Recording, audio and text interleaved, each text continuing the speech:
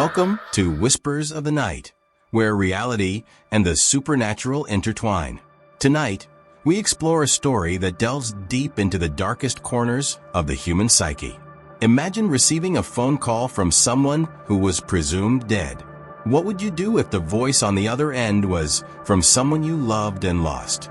Join us as we unravel the chilling and emotional tale of Clara, a woman haunted by guilt and a mysterious connection to her deceased partner. Prepare yourself for a journey into the unknown, where the past and present collide in a spine-tingling narrative. The rain dripped down the window, creating a hypnotic pattern that Clara observed without really seeing. The living room of the apartment was plunged into darkness, lit only by the dim light of the lamp beside her. Since Daniel's death, silence had become her only companion. Every corner of that space seemed to echo his absence. Longing and guilt danced around Clara, always present, suffocating.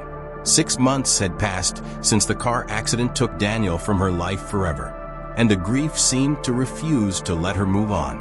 It was as if something was pulling her back to the final days of their relationship, to the arguments, the regrets, the moments when they both said words that could never be undone. She wondered, for the 1000th time, how things would have been if they had made different choices. What if she had told him she loved him one last time?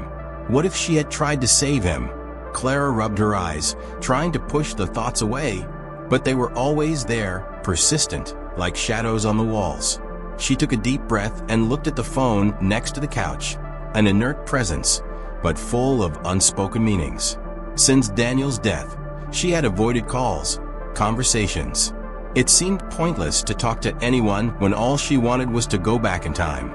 Then the phone rang. The sudden sound pierced the silence, making her heart race. Looking at the display, she saw that the number was unknown. Who would call at this hour? Maybe a mistake, she thought. But something made her answer. "Hello," she said hesitantly. For a moment, all she heard was static, until a voice sounded on the other end of the line. Clara felt a chill run down her spine, her eyes widening. "Clara, it's me, Daniel." She froze. It was impossible. Daniel was dead. This could only be a dream, a cruel hallucination that her tired mind was playing on her. "How?" she murmured, unable to form a complete sentence. "I just wanted to know how you are," he said, as if nothing had happened. Before she could react, the call ended. Silence filled the room again, leaving Clara paralyzed, her heart beating wildly as the words echoed in her mind. Clara sat still, the phone still in her hand, as if she expected it to ring again. Her mind refused to accept what had just happened. Daniel was dead. There was a death certificate, a funeral. She had been there, feeling the definitive weight of loss. But the voice on the phone was unmistakable. That was his voice, the way he called her, the intimate tone that only the two of them shared. She threw the phone aside and stood up quickly, as if fleeing the room could undo what had just happened. She walked to the kitchen, her heart still racing, trying to calm herself. This didn't make sense. Maybe it was some kind of cruel prank. Yes, that was more logical, she thought. Someone trying to play with her fragile mind. Still, the doubt gnawed at her. The night dragged on in a torturous insomnia. Daniel's voice echoed in her head over and over. "I just wanted to know how you are." It seemed so banal, but coming from him, it carried an immense weight. Dreams mixed with memories, confusing and vivid. When morning came, Clara was exhausted, but determined to rationalize what had happened. She picked up the phone and checked the call log. There it was, an unknown number, with no name, no explanation. She couldn't shake the feeling that something was wrong, something that transcended all logic. However, that same night, the phone rang again. She hesitated, feeling a wave of fear run up her spine, but ended up answering it. "Hello?" Her voice came out shaky. "Clara, it's me, Daniel. We need to talk." Clara stood with the phone pressed to her ear, her heart racing and her breathing irregular. Daniel's voice seemed clearer this time, more present.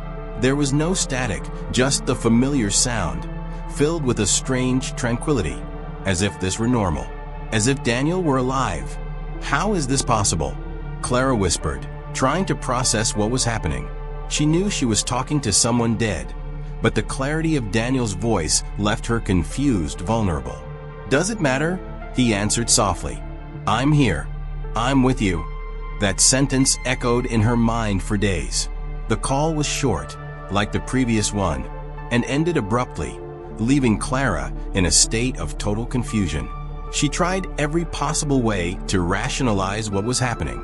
She searched for answers on the internet, researched paranormal phenomena, and even thought about consulting a medium, but nothing made sense. As the days passed, the wait for the next call began to dominate her.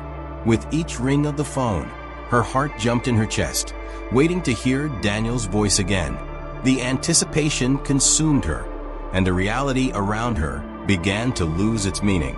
She began checking her cell phone obsessively, even though she knew he only called at night. Friends and family began to notice the change. Clara withdrew from conversations and events. She didn't want to tell anyone what was happening. After all, who would believe her? They would think she was going crazy. Maybe she was.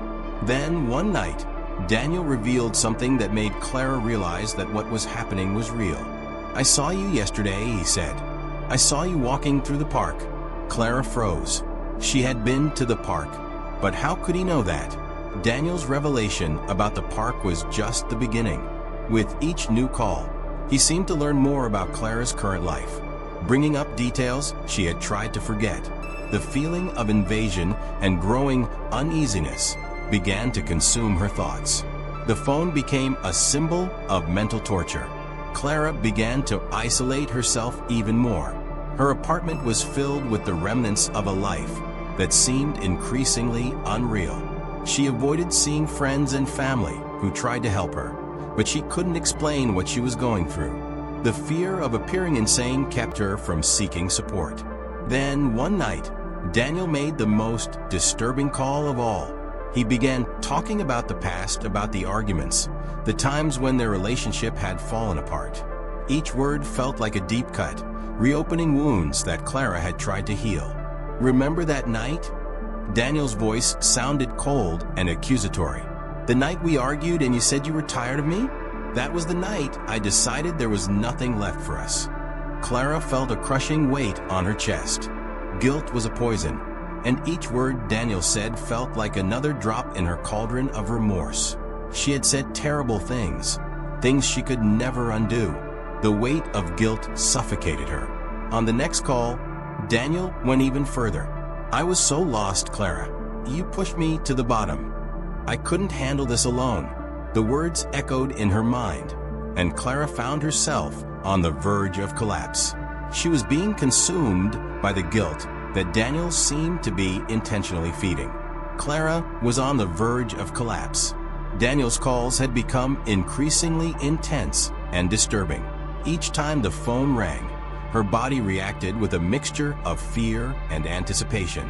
She began to lose track of time, day and night blending into an endless cycle of anxiety and despair. Her apartment, once a haven of tranquility, had become a prison. Signs of Daniel's presence were everywhere. The perfume he wore, now unmistakable in the air. Objects that she was sure she had put in one place, now displaced. And sometimes even shadows that seemed to move in the corners of her eyes. The feeling of being watched became a constant in her life. Clara began checking locks, windows, and doors with exaggerated frequency. Paranoia enveloped her. Every inexplicable noise, every whisper of the wind was interpreted as a sign that Daniel was close, more present than ever. The calls continued to increase in pressure. In one of them, Daniel spoke in an almost somber tone of voice. "Clara, you're almost there. You feel it, don't you? The weight, the guilt, it's all enveloping us. I'm just trying to show you how much you've made me suffer." She found herself reliving the worst memories over and over again. The arguments they'd had, the days they'd been apart, all the moments she'd tried to forget. The apartment, once a private space, now felt like a maze of anguish. The line between reality and imagination was blurring. As her sanity deteriorated, Clara began to question whether she was truly alone, or if Daniel was somehow still there, manipulating her mind and feeding her deepest fears. That night, Clara couldn't sleep. Her physical exhaustion was evident, but her mind was agitated, a whirlwind of thoughts and anxieties. She was exhausted, but the feeling of being on the brink of something dark and inevitable gave her no peace. Finally, she decided she had to face what was happening. She gathered her courage and went to the place where Daniel had died, the park where they used to walk together. It was a place she had avoided for months, but it seemed like the only place where she could find some answers. The park was silent and empty, shrouded in the darkness of the night. Clara walked along the trails, the dampness of the air seeping into her bones. The trees seemed to lean toward her, as if they were watching and judging. She stopped near the accident site, her heart beating frantically. The air was filled with an almost palpable sense of sadness. Clara sat down on the grass, trying to control her breathing, when the phone rang again. She answered it with a shaky voice, a mixture of fear and determination. "Clara, you came. That's good." Daniel's voice sounded on the other end, calm and reassuring. "What do you want from me?" Clara asked, her voice breaking. "I just want you to understand what we've done with our lives." "What you've done with mine," Daniel replied, his tone filled with deep resentment. "You have a choice to make, Clara, and the answer is here with you." He left her with those words, and the call dropped. Clara felt a wave of despair and confusion. She was alone, but now she was aware that what was left of her life was somehow tied to this place and this moment. Daniel's invitation seemed to be a metaphor for a decision she would have to face. Clara sat silently in the park, with the phone still in her hand, her face pale and her eyes glazed. Fear and sadness mixed in her heart, forming a feeling of almost physical paralysis. What did Daniel want from her? The decision he had spoken of seemed incomprehensible and overwhelming. The park, now a scene of her personal anguish, seemed even more ominous as the night wore on. The darkness deepened, and the occasional sound of a leaf falling or a twig moving seemed amplified. Clara was alone, surrounded by the weight of the decision she had to make. She looked up at the sky, trying to find some answer in the stars, but the vastness only increased her feeling of helplessness. Daniel had made it clear that the answer lay with her, that the choice was hers. But what exactly was at stake? The phone rang again, interrupting her thoughts. Clara answered with a mixture of hope and despair. Daniel's voice was softer, almost gentle this time. "Clara, the decision is simple. You can continue to live with the guilt and pain, or you can find peace here with me. I just want you to know that no matter what you decide, you will never be alone." Clara felt a rush of tears in her eyes. The pain of guilt and loneliness seemed unbearable, and the idea of finding peace, even at the cost of her own life, seemed tempting. She looked around at the place where Daniel had lost his life and felt a crushing pressure in her chest. The phone continued to ring, insistent and disturbing, as if calling her to a final decision. Clara raised the phone to her ear again, hearing Daniel's voice, but unable to form words. Finally, she hung up the phone, hesitated for a moment, and with a deep sigh, decided what to do. The story ends without explicitly revealing Clara's choice. The outcome remains ambiguous, leaving Clara's fate open and allowing the reader to reflect on what it really means to face guilt and grief.